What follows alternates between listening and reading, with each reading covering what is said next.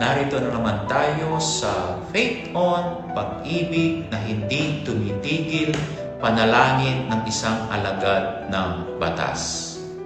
Sa ating mga kapulisan, there are days when the badge feels heavier than unusual.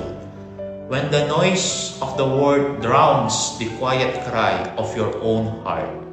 You give, you serve, you stand your ground, and yet you feel unseen. But remember, God sees you, not just your service, but your soul.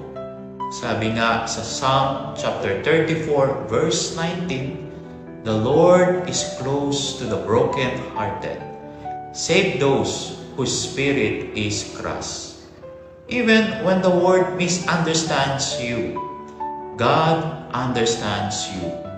Even you feel unworthy, He never stops loving you. He is the God of second chances, quiet strength, and unfailing mercy. Sa panghuli, nais kong ibahagi ang panalangin na ito sa ating mga kapulisan. Sa ngalan ng Ama at ng Anak at ng Espiritu Santo. Amen.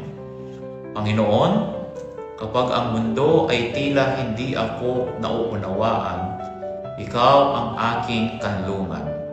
Sa bawat pagod na hindi napapansin, sa bawat luha na itinatago ko sa likod ng aking uniforme, paalalahanan mo akong mahal mo pa rin ako.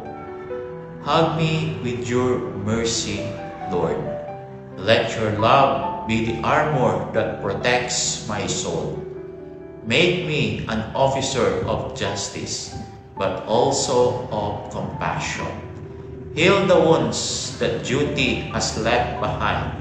And when I feel like giving up, remind me your love never gives up on me. Amen.